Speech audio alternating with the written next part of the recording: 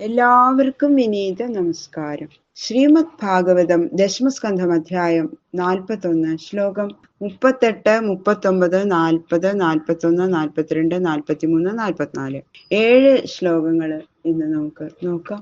അങ്ങനെ ആ രചകനെ വധിച്ചതിന് ശേഷം അപ്പോഴേക്കെന്താ രചകന്റെ പിന്നാലെ വരുന്ന രചകന്റെ കൂട്ടുകാരായിട്ടുള്ള കുറെ പേരുണ്ട്, അലക്കുകാര്. അവരൊക്കെ ഇത് കണ്ടിട്ട് പേടിച്ച് ഓടുന്നു. അതാണ് അടുത്ത ശ്ലോകത്തില് പറയുന്നത്. ഓം നമോ ഭഗവതേ വാസുദേവായ. ഓം നമോ ഭഗവതേ വാസുദേവായ. ശ്ലോകം 38. തസ്യാനുജീവിനഃ സർവേ വാസകോശാൻ വിസൃജ്യ വൈ ദുദ്രുഃ സർവതോ മാർഗം വാസാംസി ജഗൃഹേ അച്യുത. ആ രചകന്റെ പിന്നാലെ വരുന്ന ഇവരുടെ കൂട്ടുകാരായിട്ടുള്ള അലക്കുകാരൊക്കെ ഭഗവാന്റെ ഈ അത്ഭുത പരാക്രമം അങ്ങോട്ട് കണ്ട് ഭയപ്പെട്ട് അവരുടെ കയ്യിലുള്ള ആ തുണിക്കെട്ടുകളൊക്കെ വാളിച്ചങ്ങോട്ട് എറിഞ്ഞ് ജീവൻ കിട്ടിയാൽ മാത്രം മതി എന്നുള്ള ആഗ്രഹത്തോടെ 4 ഭാഗത്തേക്ക് അങ്ങോട്ട് ഓടി. ഏതു കാലത്തും നശിക്കാത്ത ബലപരാക്രമങ്ങളോടുകൂടിയ ഭഗവാൻ ശ്രീകൃഷ്ണൻ ആവശ്യമുള്ള വസ്ത്രങ്ങളൊക്കെ അവരവർക്ക് ഏട്ടനും ഇതാ ഏട്ടാ എന്ന് പറഞ്ഞ് ഏട്ടനും എടുത്തു, അവനവനും എടുത്തു. ബാക്കി ഇതൊക്കെ ഗോകുമാരന്മാർക്ക് അങ്ങോട്ട് കൊടുത്തു. എല്ലാവർക്കും സന്തോഷായി.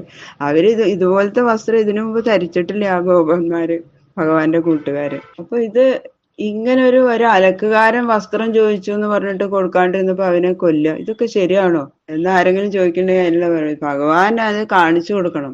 എന്ത് കംസന്റെ ഉള്ളില് ഭയം ജനിപ്പിക്കണം. ഇത് കേട്ട് കഴിഞ്ഞാൽ കംസനോട് ചെന്ന് പറയൂലോ, ആഹാ ഒരു അലക്കുകാരനെ കൊന്നു, എനിക്ക് അലക്കി തരുന്ന അലക്കുകാരനെ വസ്ത്രം ചോദിച്ചു കൊടുത്തില്ല എന്നുള്ള കാരണം കൊണ്ട് വധിച്ചു എന്ന് കേൾക്കുമ്പോൾ കംസന്റെ ഉള്ളിൽ ഒരു ഭയം ഉണ്ടാവില്ല. അതിനു വേണ്ടി ജനങ്ങൾക്കാണെങ്കിൽ കുറച്ചൊരു സമാധാനം ഉണ്ടാവണം, അതിനു വേണ്ടി തന്നെ ചെയ്തതാ കംസവധത്തിന്റെ ഒരു പൂർവരംഗം.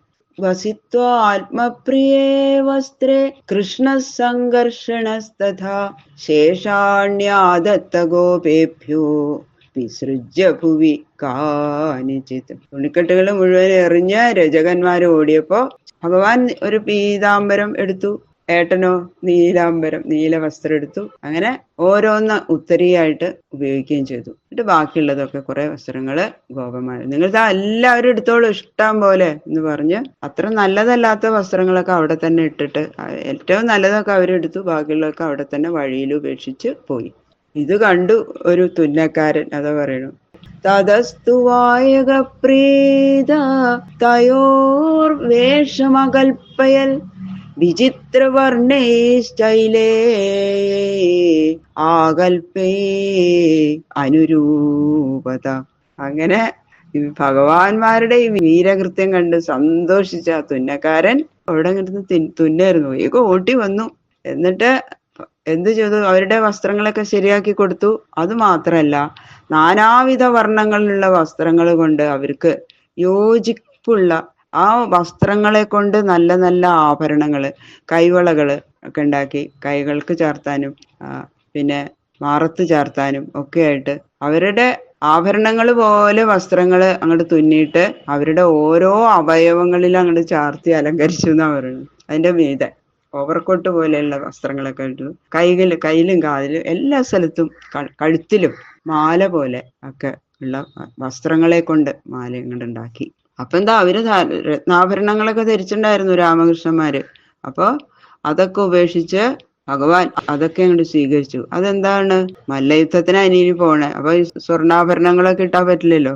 സ്വർണം വെള്ളി എന്ന് കസവുള്ള വസ്ത്രങ്ങളൊക്കെ വെട്ടിമുറിച്ച് അങ്ങനെയാണ് കൈവള, തോൾവള, കണ്ഠാഭരണ, അരപ്പട്ട ഇങ്ങനെയൊക്കെയുള്ള ആഭരണങ്ങളാണ് ആ സ്വർണ്ണ രത്നങ്ങളുടെ സ്ഥാനത്തില് നമ്മൾ ധരിച്ചു. മല്ലയുദ്ധത്തിന് പോകുമ്പോ സ്വർണം കൊണ്ടുള്ള ആഭരണങ്ങള് ഒക്കെ അനുചിതല്ലേ, അതുകൊണ്ട് വസ്ത്രാഭരണങ്ങളാണ് ഉചിതം. നാനാലക്ഷണവേഷാഭ്യാം കൃഷ്ണരാമോ വിരേജതു സ്വലംകൃതോ ബാലഗജോ പർവണീവ സിതേതരവും. ഉത്സവകാലത്ത് എഴുന്നള്ളിക്കാൻ അലങ്കരിച്ച് നിർത്തിയിരിക്കുന്ന വെളുത്തതും കറുത്തതുമായിട്ടുള്ള കുട്ടിയാനകളെ പോലെ അതുപോലെ ബഹുവിധ വർണ്ണങ്ങളുള്ള വസ്ത്രാഭരണങ്ങൾ കൊണ്ട് ബലരാമനും ശ്രീകൃഷ്ണനും ശോഭിച്ചു. ഉത്സവകാലത്ത് എഴുന്നള്ളിക്കാൻ ഇങ്ങനെ ഒരു കറുത്ത ആന പിന്നെ ഒരു വെളുത്താന അതുപോലെ ബാലഗജവും എന്നാണ്. സ്വലംകൃതവും ബാലഗജവും പർവണീവ സിതേതരവും. പർവണി എന്ന് പറഞ്ഞാൽ ഉത്സവ സമയത്ത്. സീതേതരവും വെളുത്തും കറുത്തും ഇരിക്കുന്നു. അപ്പൊ സന്തോഷായി ഇങ്ങനത്തെ വസ്ത്രങ്ങളെ കൊണ്ട് ഇങ്ങനെ ഉണ്ടാക്കിയപ്പോ.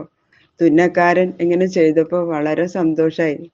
അങ്ങനെ ഒന്നും പറയാതെ ഓടി വന്ന് ഭഗവാൻ അത് ചെയ്തു കൊടുത്തില്ലേ.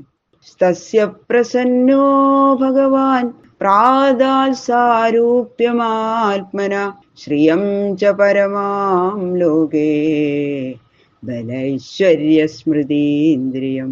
അങ്ങനെ ആ ഭക്തനായിട്ടുള്ള ആ തുന്നക്കാരൻ ചെയ്ത ആ പ്രവൃത്തി നിമിത്തം ഭഗവാന് വളരെ സന്തോഷായി. അങ്ങനെ സന്തുഷ്ടനായ ഭഗവാൻ ശ്രീകൃഷ്ണൻ ആ തുന്നക്കാരന് ഇഹലോകത്തിലെ അത്യന്തം ഉത്കൃഷ്ടമായ ദേഹകാന്തി, ശരീരബലം, ഭഗവത്പാദ സ്മൃതി, ഇന്ദ്രിയശക്തി, ഇങ്ങനെ എല്ലാ ഐശ്വര്യവും അങ്ങോട്ട് കൊടുത്തു. ഇഹലോകത്തിൽ എന്തൊക്കെ ഐശ്വര്യം വേണോ അതെല്ലാം അങ്ങോട്ട് അനുഗ്രഹിച്ചു കൊടുത്തു. മരണാനന്തരം തന്റെ സാരൂപ്യവും ഉണ്ടാവും എന്ന് അങ്ങോട്ട് അനുഗ്രഹിച്ചു. ഭഗവാന്റെ ശരീരത്തിലെ വസ്ത്രാഭരണങ്ങൾ ചാർത്തിയ ആ തുന്നക്കാരന് സിദ്ധിച്ച ഈ പദവി ഇപ്പോ ഭഗവത് പ്രതിമയില് പൂജ, ആഭരണം ചാർത്തല് മുതലായ നടത്തുന്ന ഭക്തന്മാർക്കും സിദ്ധിക്കും എന്നാണ് അതിന്റെ അർത്ഥം, അല്ലെ? ഭഗവാനാണെന്ന് സങ്കല്പിച്ച് ഭഗവാന്റെ പ്രതിമയില് പൂജ ചെയ്യും, ആഭരണം ചാർത്തും, അല്ലെ? അപ്പൊ അവർക്കും ഇതൊക്കെ തന്നെ സിദ്ധിക്കും. സാരൂപ്യം തവ പൂജനെ ശിവമഹാദേവേദി സങ്കീർത്തനെ സാമീപ്യം ശിവഭക്തി ധുര്യജനതാ സാംഗത്യ സംഭാഷണേ സാലോക്യം ച ചരാചരാത്മകധനുധ്യാനെ ഭവാനീപതേ സായുജ്യം മമ സിദ്ധമത്ര ജഗതി സ്വാമിൻ ലോകീ ഗുരോ എന്നുള്ള ആ ശ്ലോകത്തില് ശ്രീ ശങ്കര ആചാര്യസ്വാമികള് ഈ അഭിപ്രായം പ്രകാശിപ്പിച്ചിട്ടുണ്ട്.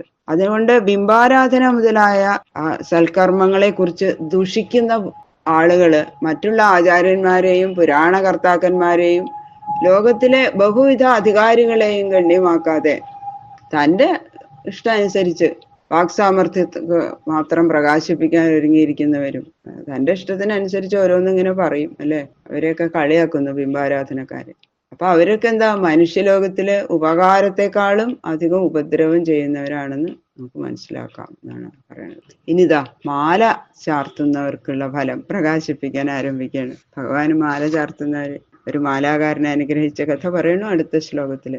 തഥാ സുധാംനോ ഭവനം മാലാകാരസ്യ ജഗ്മതു തൗ ദൃഷ്ട്വാ സ സമുത്ഥായ നാമ ശിരസാ ഭുവി.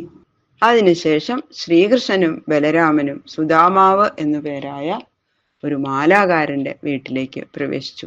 സർവ ഐശ്വര്യ പരിപൂർണന്മാരായ അവര് ആ മാലാകാരന്റെ ഗൃഹത്തിലേക്ക് എന്തിനാ പോയത്? ആ മാലാകാരന്റെ ഭക്തി നിമിത്തം എന്ന് സൂചിപ്പിക്കണു ശ്രീ സുഖബ്രഹ്മർഷി. കംസന് വേണ്ടിയിട്ട് മാല കെട്ടലാണ് അയാളുടെ ജോലി. പക്ഷെ എല്ലാ ദിവസവും നല്ലൊരു മാല ആദ്യം തന്നെ അങ്ങോട്ട് കെട്ടിവെക്കത്ര. ഇത് ഭഗവാൻ വരുമ്പോ കൊടുക്കാൻ. ഭഗവാൻ വരുമോ എന്നുള്ളതൊന്നും അറിയില്ല, എന്നാലും വരികയാണെങ്കിൽ കൊടുക്കാൻ വേണ്ടിയിട്ട്. ഇത് ഭഗവാൻ അതാണ് മനസ്സിലായി. ഭഗവാൻ അത് അറിയാതിരിക്കും.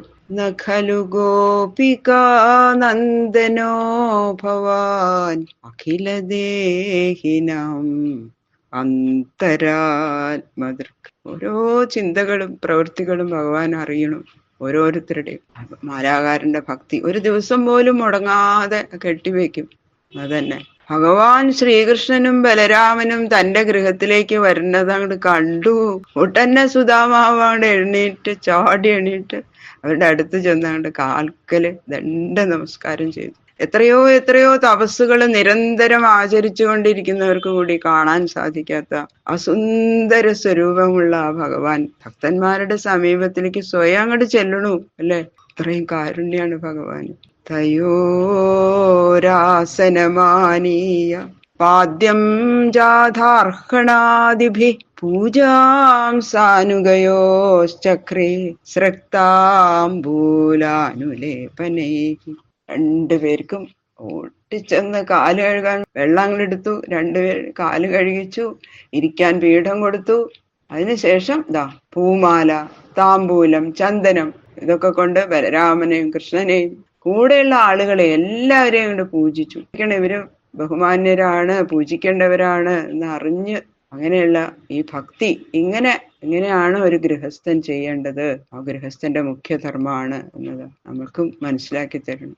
ബാക്കിയുള്ള ശ്ലോകങ്ങള് നാളെ നോക്കാം. സർവത്ര ഗോവിന്ദനാമ സങ്കീർത്തനം. ഗോവിന്ദ ഗോവിന്ദ ഗോവിന്ദ.